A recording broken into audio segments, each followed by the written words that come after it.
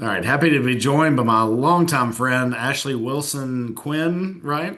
That's right. Still, It's been still considered a newlywed. It's just been over a year, so yeah, it's been a long time since we've connected, but always happy to chat with you. And we've been longtime friends, yeah, I've known each been other a for a long time. Yeah. longtime friends of your family. So yeah, what's life been treating you like? Life is busy, but it's wonderful. I joke with people. I'm constantly saying yes to all these different things, but I'm like, hey, saying yes keeps me out of trouble. Keeping busy keeps me out of trouble. I love it. I love being involved in all the things that I do, whether it's, you know, nonprofits and boards that I'm a part of or performing on stage at SkyPack or, I love being active and active I will continue to be. Yeah, yeah. So let's start off real quick. So you and I met at St. Joseph School in Bowling Green. Just talk about like what did that do for your faith, or just talk about your faith and family in general. There was something so special about attending St. Joe preschool through eighth grade, 10 years, such formative years. And parishioner at Holy Spirit, baptized in the church, received, communion and all the sacraments within the Catholic faith. And uh, I sang, and that everything from going to church and establishing those relationships, understanding what faith is, understanding what faith through family is, and finding how I could give my talents and time. And I found that through singing and fell in love with doing that. And, really shared also with my family who also loves music and loves to sing. Hmm. And that was really kind of my first foray into um, how music can move us all and through cantering and leading worship in a musical way really strengthened my faith from a young age on. So it was being at St. Joe and having that really formative education into faith and fellowship was so crucial. Right, right. And I know it's everybody has their talents, everybody has their gifts and their call to serve. And, whether it's being on a welcome team or hospitality or a worship team, the church I go to here, we have a great worship team. They are so great. But to hear you say that that's where you were called, that's your gift. Yes, everybody has something to contribute. I fully believe that. And it's just that was where I felt called and blessed to be able to do it and sing and lead worship in ways. And you know, that old saying, singing is like praying twice. So Mhm. I'll take all the prayers that I can pray and sing. Right, right. So when did you know that you were led to do this? I mean, knowing you, you've never been a quiet personality. No. So when did you know that you were led to go down this path? I think I have a very clear memory of fifth grade music class and getting up to perform in front of the school or the class. I can't remember if it was the entire school or just the class, and getting to sing. And then it was like, okay, well, join the choir. So then I was a part of the choir. And then I started singing with the youth choir at Holy Spirit. And then as I got older, I joined the youth choir. And then when I got to college, I became the director of the youth choir and then continue to sing either on my own or with different groups. But there was something, I mean, and this is terrible to say, but I'll say it because I'm being honest. I loved, I love a stage. Sure. I'm a big personality, as you said. I've never had a quiet personality. Um, but it was different to be able Mhm. to do it in front of a congregation, in front of peers, in front of friends and family in such a reverent way was very, very special. Sure, sure. So you're off to college, and what are you doing in college? Well, with this personality and my love for the stage, I went to school for musical theater. So my school life and being on stage, like it's been so interesting to see where I am now. But went to school for musical theater because that was such a passion of mine. Hmm. And there's something to be said about having a background in education and theater because it teaches you so many life lessons and life skills. It teaches you how to pivot. It teaches you how to work on your feet. It teaches you how to work with different personalities Right. and perspectives and things like that. And you know how to ad lib. You know, if someone forgets a line or someone drops a song, you know what to like. You just automatically pivot. Improv can be a very, very good quality. Yes. So it's just you learn how to pivot. Mhm. And you learn how to work with different people and different personalities. You learn leadership. You learn how to follow. You learn um, just so many awesome aspects in life. So it was very cool. I loved, obviously, and getting to perform and taking on different characters and different roles. And so you get to see uh, life through a different lens and different perspectives. And I think sometimes just as human beings, you need to see things through other people's eyes and other perspectives because we're all so different and all on a different journey, but we're all walking Mhm. each other home. And that's what it's Sure, all about. sure, sure. And I'm sure getting to, act out different characters or different roles gives you a different lens from multiple perspective, not just your own. Absolutely. Yes. A plethora. That's awesome. So before we get to your role with WNKY, let's talk about how did you, so you had the background in singing and acting. How did you end up with the Bowling Green Hot Rods? My career path has been so fascinating. And it was I honestly feel divinely orchestrated because the things that I have done in my path is so random. Um, so after I graduated from WKU, I moved to New York City and I worked in the industry for a while. And then I ended up working with an entertainment and production company.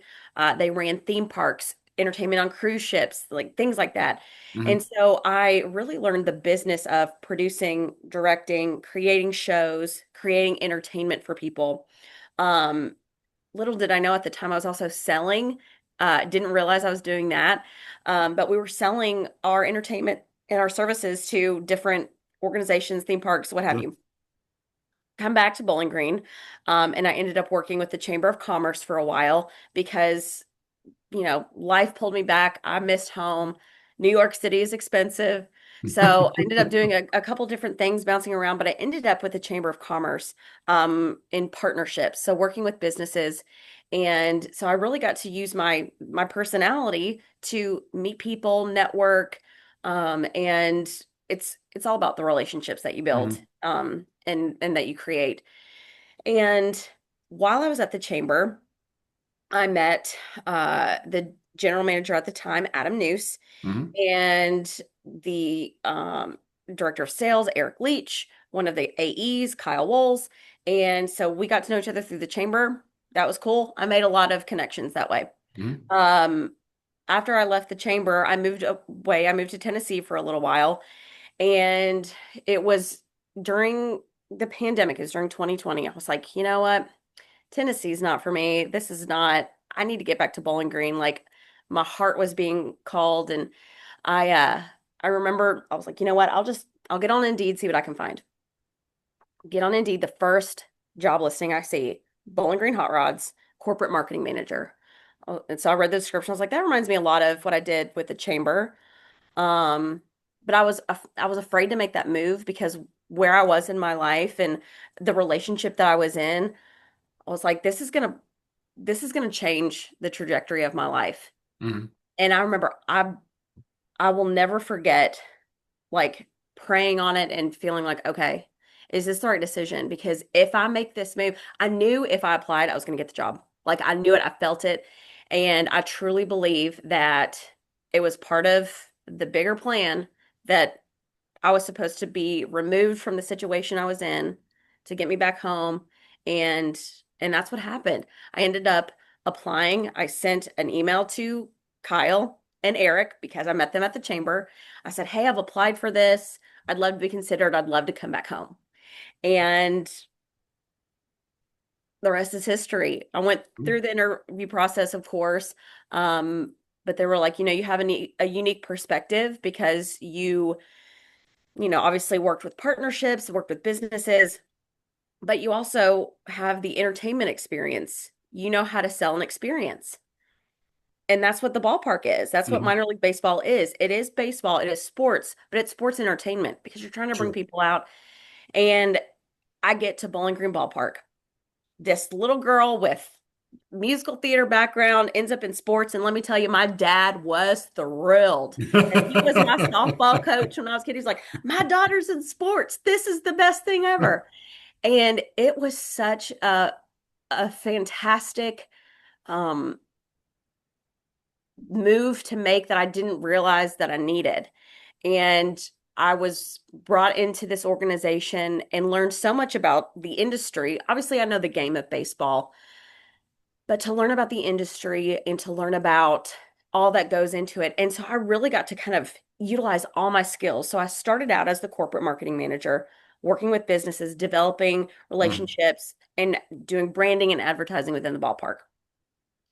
And about 2 weeks away from opening day, so because it was 2021, we were under what was called a COVID protocol. Mhm. So we were only at 30% capacity until everything, restrictions got lifted.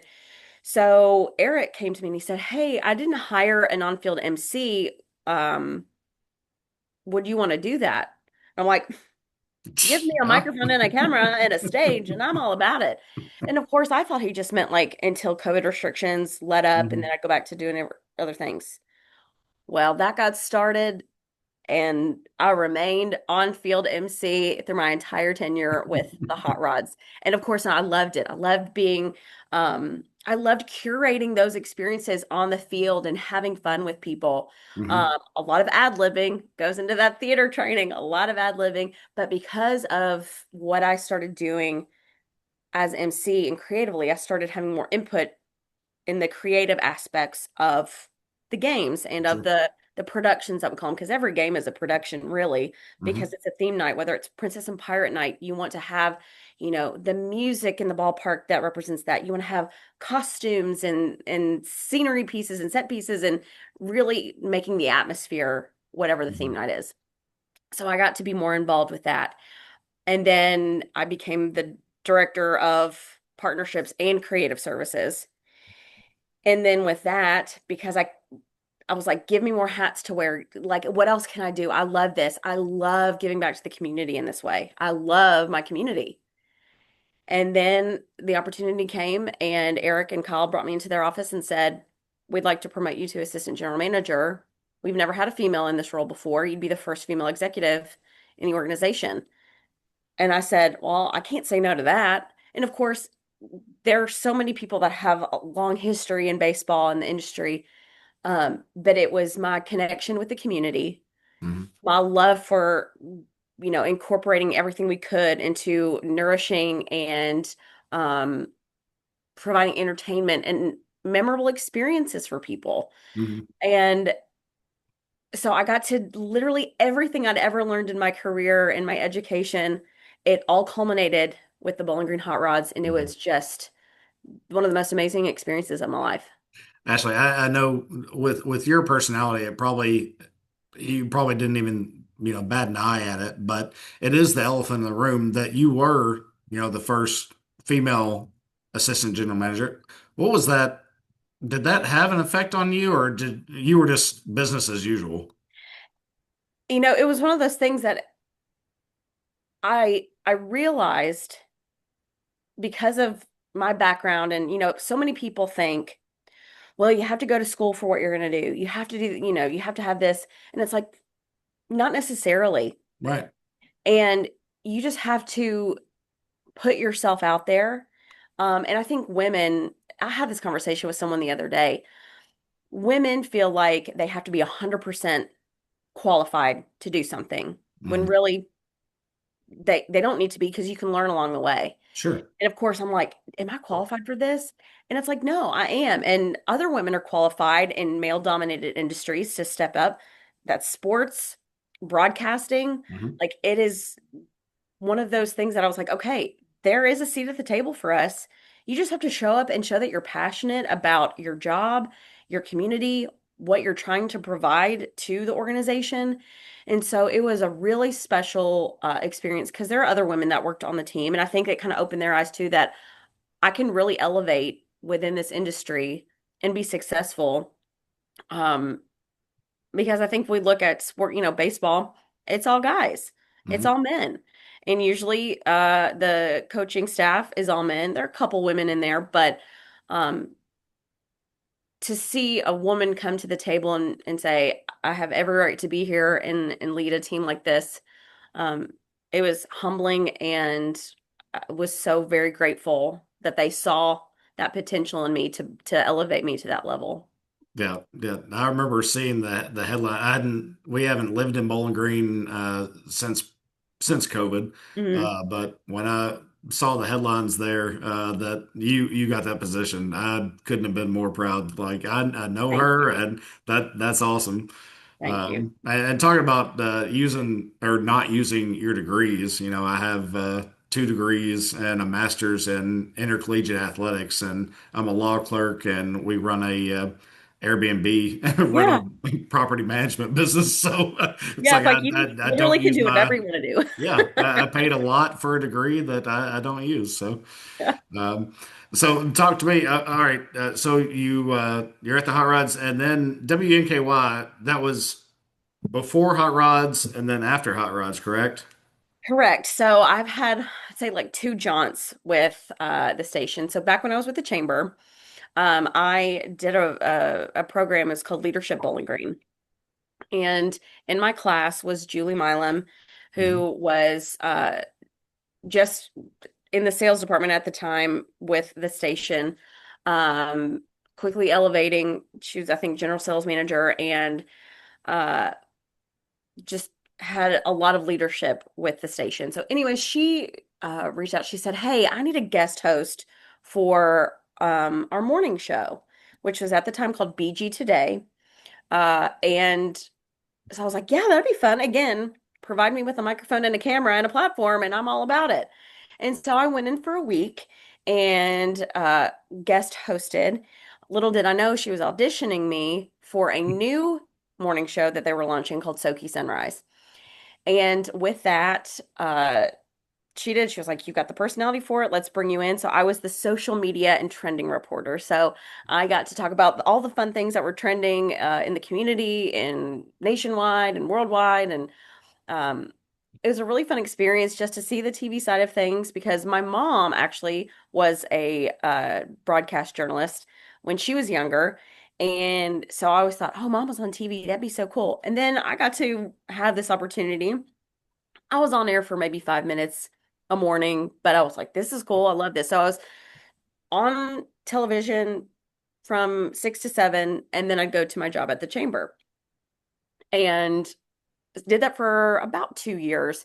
Then I was like, I love this, but I really need to focus on just full-time work. And that was about the time that I left Bowling Green. Hmm. Come back to Bowling Green and was with the Hot Rods for a year, and then Julie approached me and she was like, "So my morning anchor is stepping down just to focus on in the field work. You should think about being my morning anchor." And I said, "Absolutely not. I have a full-time job and I love it. And baseball is busy." I said, "I'm very busy with especially in the summer." And she was like, "Well, just think about it." And I was like, "I've thought about it and I'm not interested." And then she came to me again and she's like, "I just really think you should think about it." I'm like, I don't I don't really have the time, but I'm flattered. And then the anchor at the time, she said something to me. She was like, I'm stepping down. You've got a really good personality. You should think about doing this." I said, "Did Julie put you up to this?" And because then when I came back the second time, Julie had become general manager. So she was in charge of doing all the things and hiring all the people. And so finally she was like, "Will you please just entertain a conversation with me and the news director?" I said, "Okay, I'll come in and entertain a conversation." So I come in and we're talking, and I said, Julie, I mean, I have a job. I have a full-time job. I'm not going to leave because I love what I'm doing at the ballpark. And she said, I'm not saying to leave the ballpark, um, but we want you on in the mornings. I said, why do you want me when you have a university full of broadcast journalist students that are eager and ready to go to work in this industry? And she said, because it's your connection to this community. You're a Mhm. daughter of Bowling Green, and you got the personality for it, and you love on the people here, and that's what we're looking for in someone. We want someone who loves this community and that the community wants to wake up with every morning. Yeah. I was like, well, I can't say no to that. So, in 2022, literally the week of opening week in baseball, I started as the morning anchor for Soki Sunrise. It has since transitioned to News 40 Sunrise. Same show, just keeping consistent with all the other news programs Sure. uh, here at News 40. And so, yeah, I did both for 3 seasons. I was on air in the morning. So, again, came and did the show from 6 to 7. I'd go straight to the ballpark. And when it was a game day, I'd stay at the ballpark till 10 o'clock at night, turn around and do it all again the next day. But I absolutely loved it. Hi.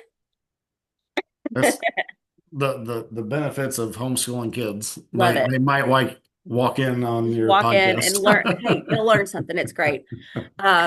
So it was very fulfilling. A lot of hours worked, but again, I love loving on my community in those two different ways. Yeah. One as an anchor in the mornings, waking up with South Central Kentucky.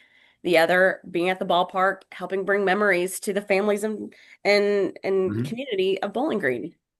And then at the end of, let's see, the end of the 2024 season, I decided to step away from the ballpark and go to the television station full time because I got engaged opening day of the 2024 season. And Congrats.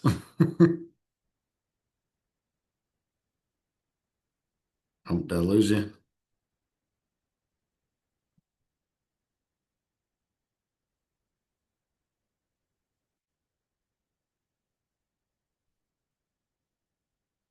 Might have lost you. Computer just died and it's plugged in. All right. Well, we'll wait on Ashley here in a minute. We'll just kind of pause.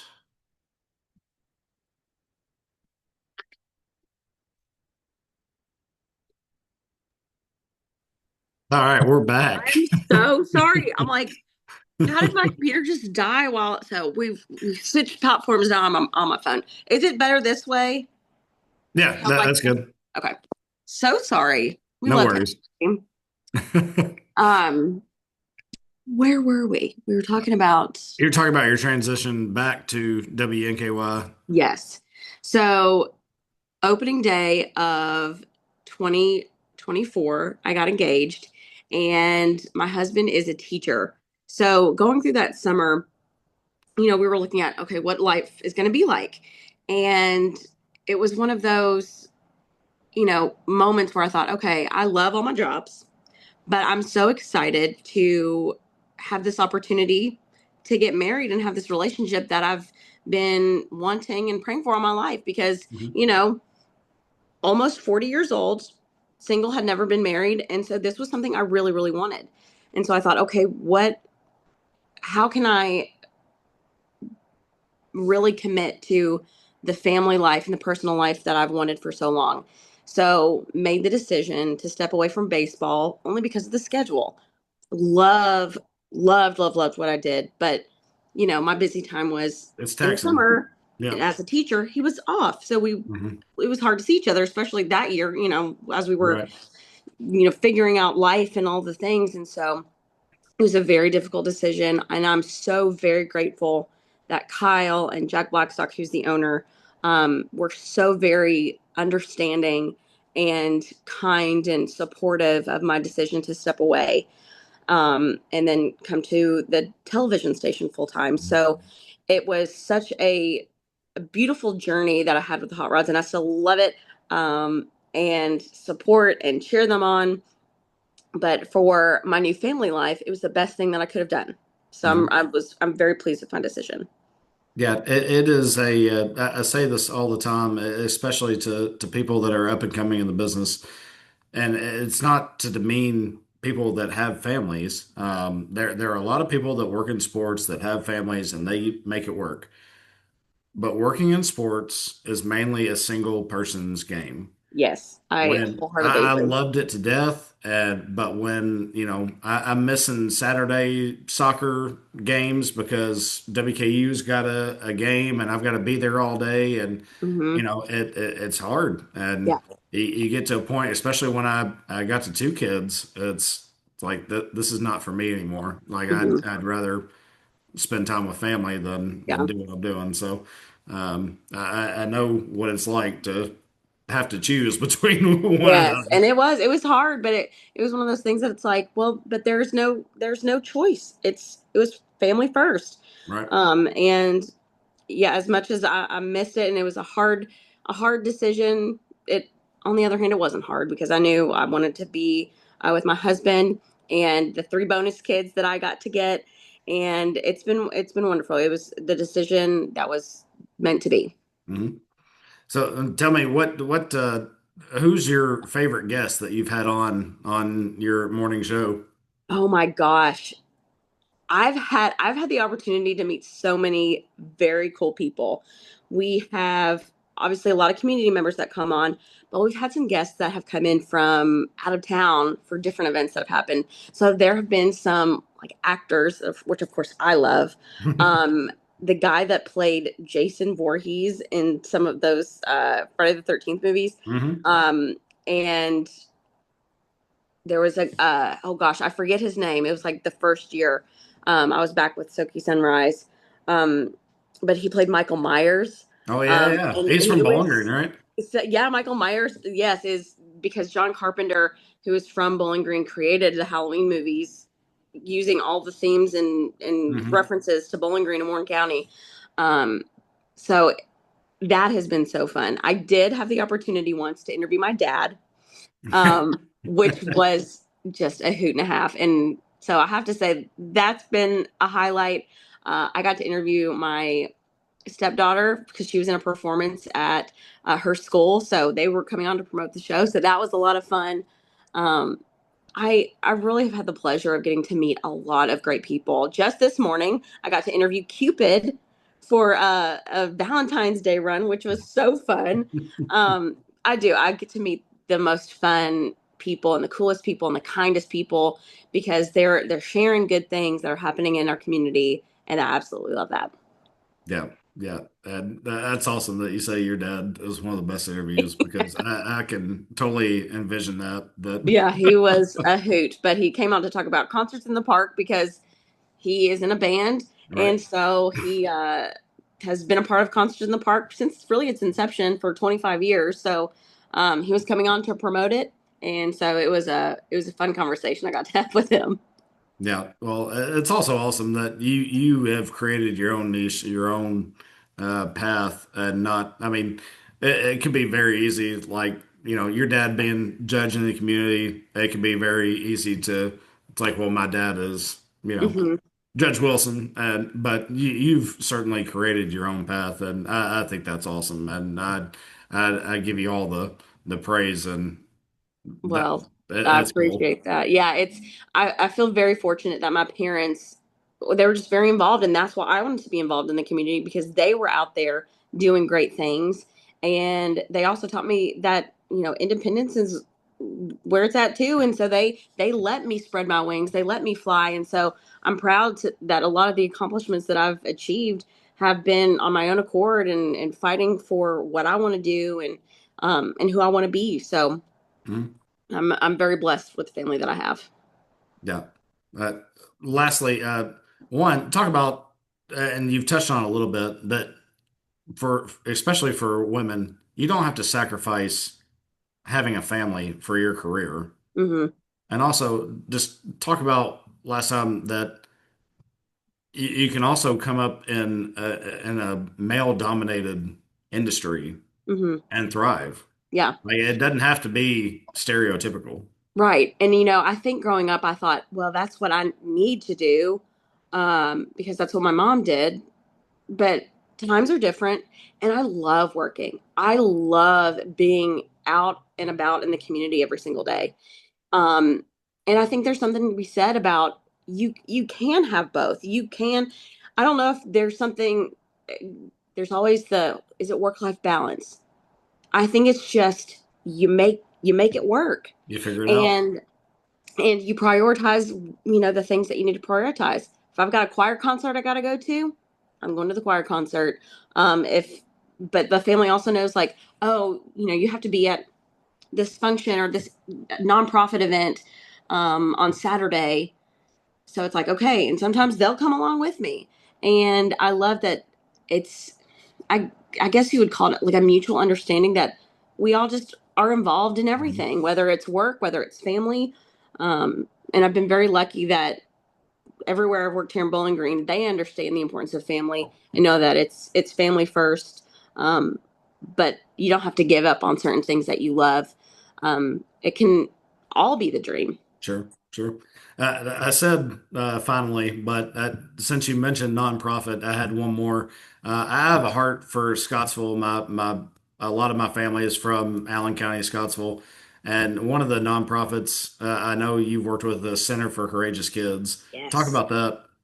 So I'm a part of the advocacy committee for Center for Courageous Kids. And basically, as the word said, like, I'm advocating on behalf of the camp and the organization, because gosh, what a beautiful mission this organization has, wanting to make sure that all kids, no matter your ability, you have the opportunity to go and have fun at camp, because Mhm. that's one of those core memories that you have, that a lot of kids have.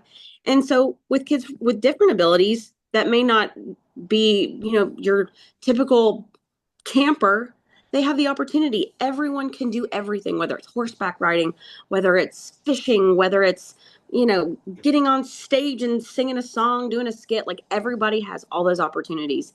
And I think that's so important for kids to have those memories and those fun times with friends, like friends and families that are going through, similar life situations that they are. So it's such an incredible organization that I'm so proud to be just a small part of. Yeah, that's awesome. Yeah.